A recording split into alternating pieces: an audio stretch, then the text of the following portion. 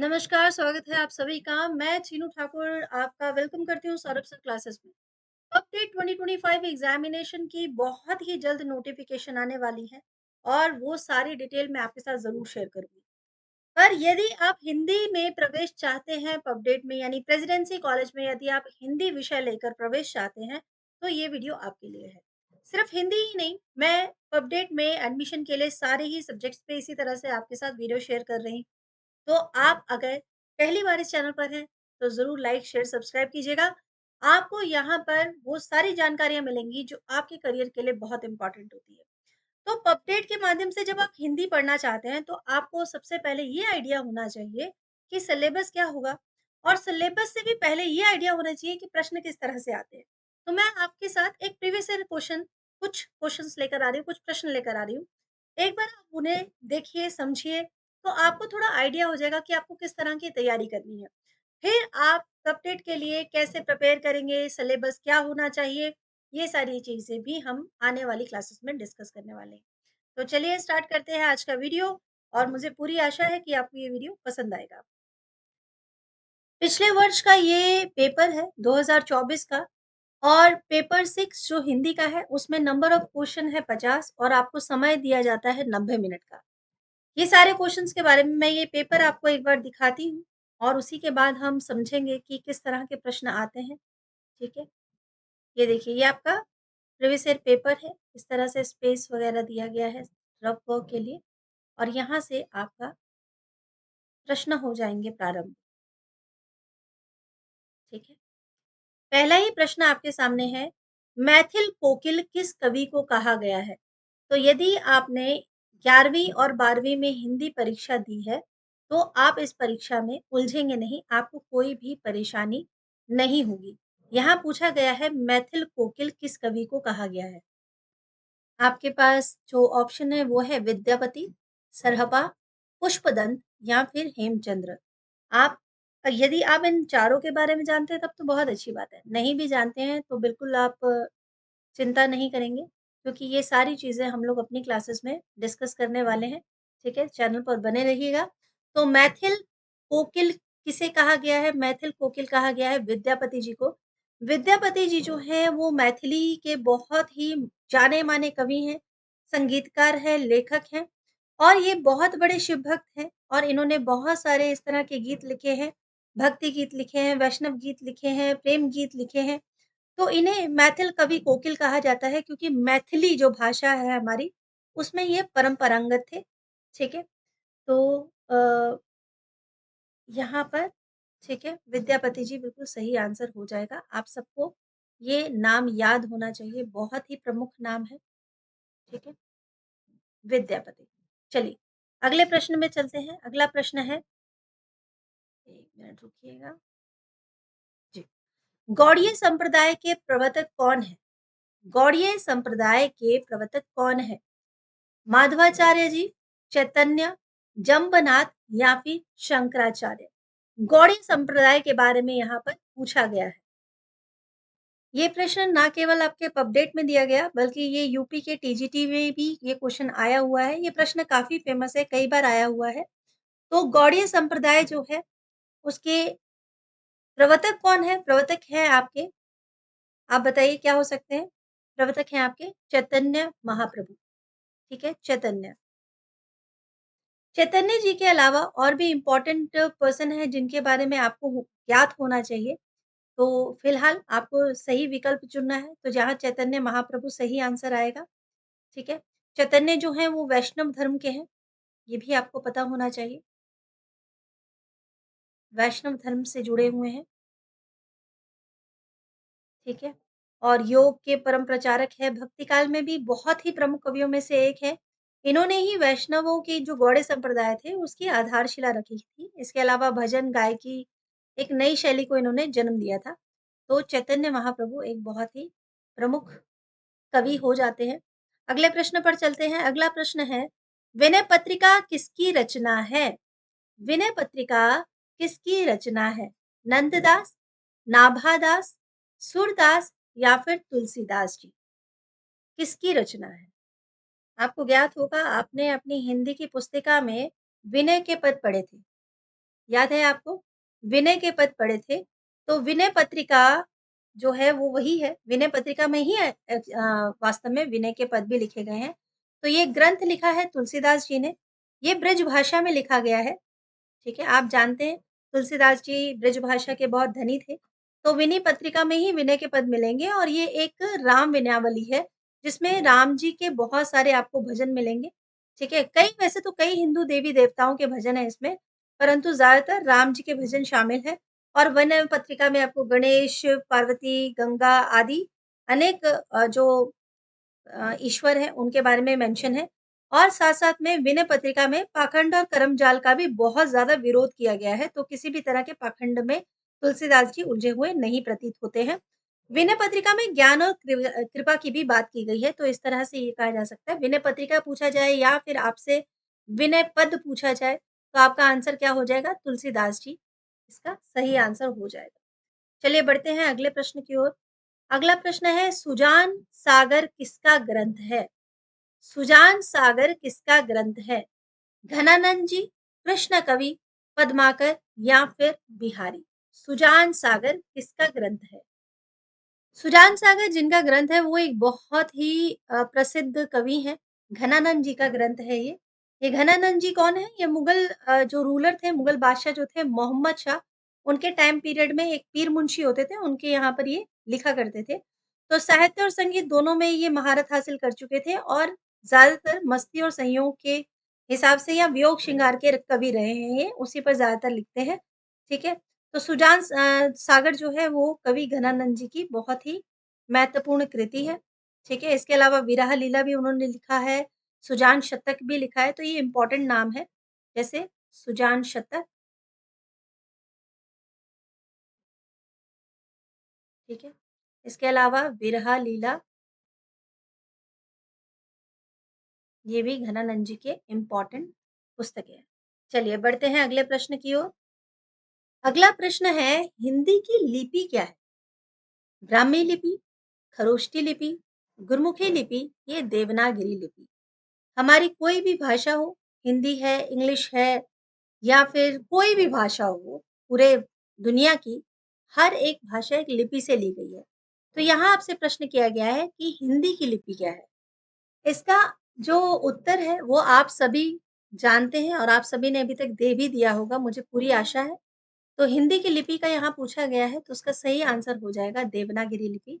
गिरी लिपि जो है वो सिर्फ़ हिंदी के लिए नहीं बल्कि और भी भाषाएँ हैं। जैसे मराठी है, ठीक है? मराठी, कोंकणी है, ठीक है? जो गोवा में बोली जाती है। उसके अलावा संस्कृत है, ठीक है? उसके अलावा आपका पाली है। तो बहुत सारी भाषाओं की जो लिपि है वो देवनागरी लिपि है।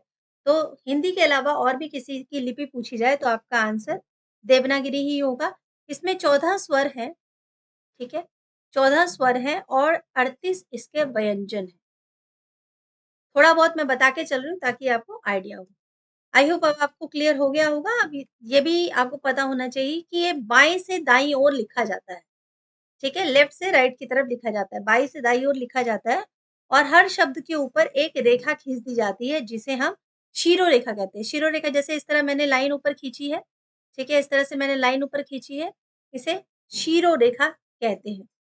जो आप शब्द लिखते हैं, शब्द के ऊपर जो ये लाइन चढ़ाते हैं इसे शिरोरेखा कहते हैं। चलिए, अगले प्रश्न की ओर चलते हैं। अगला प्रश्न है हिंदी किस परिवार की भाषा है? हिंदी किस परिवार की भाषा है? एशियाई, स्कैंडेनियन, भारोपिया या फिर ऑस्ट्रेलिया? तो हिंदी किस परिवार की भाषा है? मुझे ये तो उम्मीद है कि ये वीडियो आपको अच्छी लग रही होगी क्योंकि इसमें जिन प्रश्नों को हम हल कर रहे हैं, उन प्रश्नों का सही उत्तर जानना बहुत ही ज़्यादा आवश्यक हो जाता है। तो हिंदी जो है वो भारतीय परिवार की भाषा मानी जाती है जो कि पूरे दुनिया का सबसे बड़ा परिवार है। भारोपीय परिवार सबसे बड़ा, ठीक है? सबसे बड़ा परिवार माना गया है भाषाओं का, जिसमें आपको अंग्रेजी, रूसी, जर्मन, पंजाबी आदि सारी लैंग्वेज मिलती हैं। इसमें सारी भाषाएँ मिलती हैं, ठीक है? और जो कुछ क्लासिकल लैंग्वेज भी है जैसे संस्कृत है, ग्रीक है, लैटिन है, इन्हें क्लासिकल भाषाएँ या फिर शास्त्रीय भाषाएँ भी कहा जाता है। वो भी इसी भारोपीय परिवार का ही हिस्सा है। तो ये बहुत इंपॉर्टेंट है, इसे याद रखिएगा। तो भारत में सबसे अधिक भारोपीय भाषा परिवार कितने तरह की बोली बोलते हैं? लगभग 73% की, ठीक है, लगभग 73 परिवार है परसेंट जो कि भाषा बोलते हैं। और भारत की मुख्य भाषा परिवार क्या-क्या है? भारोपीय है, ठीक है, मैं सभी लिख देती हूँ। एक तो भारोपीय आपको पता चल ही गया है। इसके अलावा चीनी, तिब्बती,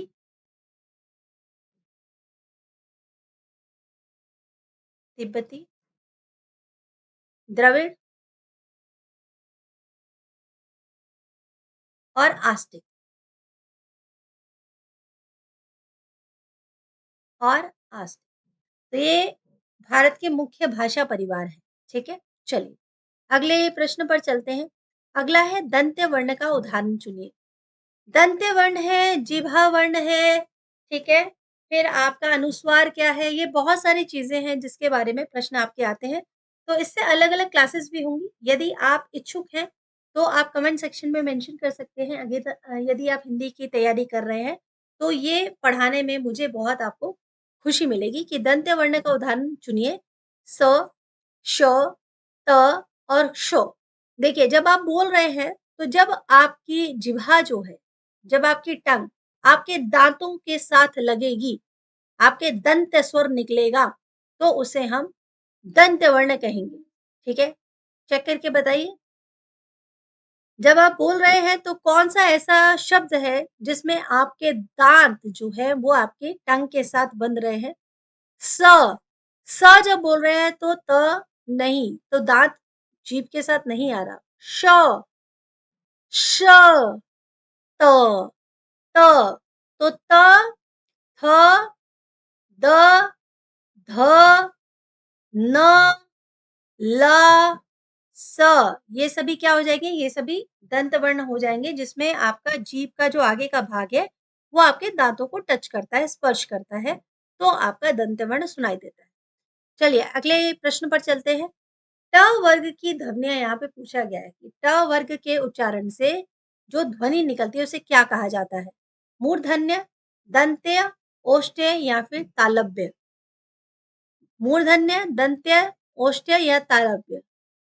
इन शब्दों को देखकर एक बात को तो मैं आपको क्लियर कहती हूँ कि हमारे वर्ण विचार, शब्द और आपका जो हिंदी का जितना भी साहित्य है, ये सारे बहुत ही ज़्यादा इम्पोर्टेंट है। इसके बारे में एक अलग से कक्षा होनी या क्लास होनी भी बहुत ज़्यादा ज़रूरी है। तो मैं आपके साथ इसकी व्याकरण से रिलेटेड एक क्लास और आपके साथ डिस्कस करूँगी। पहले आप मुझे यहाँ बताइए कि ट वर्ग जब आप कहते हैं ट, तो उसकी ध्वनि क्या है? क्या वो मूर्धन्य है? क्या वो दंत्य है? क्या वो ओष्ठ्य है या तालव्य है? हिंदी की ध्वनि की बात की जाए तो उच्चारण के हिसाब से या उच्चारण के आधार पे इसे अलग-अलग भागों में बाँटा गया है। ठीक है? तो ये आपके लगभग 10 अलग-अलग भाग हैं जिनमें बाँटा गया है, जिसमें कंठ स्थानीय है, मूर्ध स्थानीय है, ओष्ठ स्थानीय है, नासिकीय स्वर है, कंठ्य व्यंजन है, तालव्य व्यंजन है, मूर्धन्य व्यंजन है, दंत्य व्यंजन है, ओष्ठ्य व्यंजन है और अंतःस्थ व्यंजन भी है। तो यहाँ पर सारी क्लास मैं अभी फ़िलहाल नहीं ले रही हूँ, अभी तो हम प्रश्नों पर पूरा हम लोग वर्णन कर रहे हैं। उसके बाद जो व्याकरण की क्लास होगी, उसमें मैं ज़रूर ये सारी चीज़ें डिस्कस करके बताऊँगी। तो यहाँ मेनली पूछा गया है ट के बारे में। तो ट वर्ग जो है वो आपका मूर्धन्य व्यंजन में आता है, मूर्धन्य व्यंजन है ये। ट, ठ, ड, ढ और न, ये पूरा ही जो वर्ग है इसे मूर्धन्य ही कहेंगे। चलिए बढ़ते हैं अगले प्रश्न की तरफ। अगला प्रश्न कहता है, चढ़ाई शब्द में कौन-सी संज्ञा है? अब हम संज्ञा पे आ गए हैं। आप जानते हैं संज्ञा किसे कहते हैं? संज्ञा किसी का भी नाम हो सकता है। चाहे वो नाम किसी व्यक्ति का हो, चाहे किसी स्थान का हो, चाहे किसी वस्तु का हो। तो किसी भी व्यक्ति, वस्तु, स्थान या जाति के नाम को संज्ञा कहा जाता है। तो यहाँ पूछा गया है कि चढ़ाई कौन-सी संज्ञा है? क्या चढ़ाई जातिवाचक संज्ञा है, व्यक्तिवाचक संज्ञा है, भाववाचक संज्ञा है या फिर स्थानवाचक संज्ञा है? ठीक है? तो ये सारी जो संज्ञा है, इस पर भी हम व्याकरण कक्षा में चर्चा करेंगे। तो फिलहाल यहाँ पर चढ़ाई जो है वो कौन-सी संज्ञा में मानी जाएगी? क्या चढ़ाई किसी किसी का नाम है? अगर नाम नहीं है, किसी ना व्यक्ति का नाम है, ना वस्तु का नाम है, तो ये व्यक्तिवाचक संज्ञा तो नहीं है। क्या ये जातिवाचक संज्ञा है? जातिवाचक संज्ञा का मतलब होता है, मान लीजिए कि आपके सामने 2 अलग-अलग वर्ग खड़े हैं, एक वर्ग में लड़के हैं और एक वर्ग में लड़कियाँ हैं, और अगर मैं कहूँ कि वहाँ लड़के खड़े हैं, तो मैं बता रही हूँ, मैं उनकी जाति के बारे में बात कर रही हूँ। और अगर मैं कह रही हूँ कि वहाँ 5 लड़कियाँ खड़ी हैं, तो मैं कौन-सी जाति की बात कर रही हूँ? मैं लड़कियों की बात कर रही हूँ। यहाँ जाति आपकी कास्ट से जुड़ी हुई नहीं होती, ठीक है? अगर मैं बात कर रही हूँ कि जब मैं किसी खास वस्तु की बात ना करके उसके पूरे समूह की बात कर रही हूँ, तो मैं उसकी जाति के बारे में बात कर रही हूँ। जैसे जंगल में तरह-तरह के वृक्ष हैं। मैं यहाँ वृक्ष का नाम नहीं ले रही हूँ, पीपल का वृक्ष का नाम नहीं ले रही हूँ, मैं आपको आम के वृक्ष का नाम नहीं ले रही हूँ, तो मैं जाति सिर्फ़ बता रही हूँ कि यहाँ पर बहुत सारे वृक्ष हैं, तो इसे जातिवाचक संज्ञा कहते हैं। भाववाचक संज्ञा का मतलब होता है जहाँ हम भाव के भाव से जुड़ी हुई बातें कर रहे हैं, ठीक है? जैसे मुस्कुराहट, चिलमिलाहट, बचपना, ठीक है? तो ये जो चीज़ें दिखाई तो नहीं दे रही हैं, पर वो चीज़ें महसूस की जा सकती हैं। दिखाई भी दे सकते हैं, जैसे मुस्कुराहट है, वो दिखाई देती है। इमोशन है एक, तो फीलिंग, इमोशंस ये भाववाचक संज्ञा में आता है। और स्थानवाचक का मतलब होता है जहाँ किसी भी स्थान के बारे में हम बात कर रहे हो, ये पुस्तक आप वहाँ पर रख दें। टेबल से खाना ले आओ, तो स्थानवाचक जब हम किसी स्थान की बात कर रहे हैं। तो चढ़ाई शब्द क्या है? अब आप आराम से बता पाएँगे कि चढ़ाई शब्द जो है, वो कौन-सी संज्ञा है? मैं पूरी आशा करती हूँ कि आपने बिल्कुल सही बताया है, भाववाचक संज्ञा है, ये भाव से रिलेटेड इमोशन है, ठीक है? चढ़ाई, इसकी चढ़ाई तो हमें करनी है, यात्रा पर हम चढ़ाई की बात करते हैं। प्रश्न नंबर 10 मैं आपको होमवर्क प्रश्न दे रही हूँ। यदि आप इसका हल या इसका आंसर कमेंट सेक्शन में लिखते हैं, तो मैं इसके बाकी के प्रश्न जल्दी ही आपके साथ में लेकर आऊँगी और हम डिस्कस करेंगे। तो मुझे आशा है कि आपको सही आंसर ज़रूर मिलेगा, क्योंकि ये पूछा गया है कि इनमें से कौन-सा उपन्यास प्रेमचंद जी का है? कब तक पुकारूँ, गर्म राख, गोदान और बाण भट्ट की आत्मकथा। मुझे पढ़ते-पढ़ते ही आंसर मिल चुका होना चाहिए था, लेकिन मुझे आशा है कि कमेंट सेक्शन में आपके उत्तर ज़रूर आ जाएँगे। मैं शीघ्र आपके साथ मिलूँगी इसकी एक और क्लास में, जहाँ हम व्याकरण से जुड़े प्रश्न पढ़ेंगे और जहाँ हम इससे आगे के प्रश्न जानेंगे। तब तक के लिए धन्यवाद, और पूरी आशा है कि आप लोगों ने लाइक बटन ज़रूर दबा दिया होगा।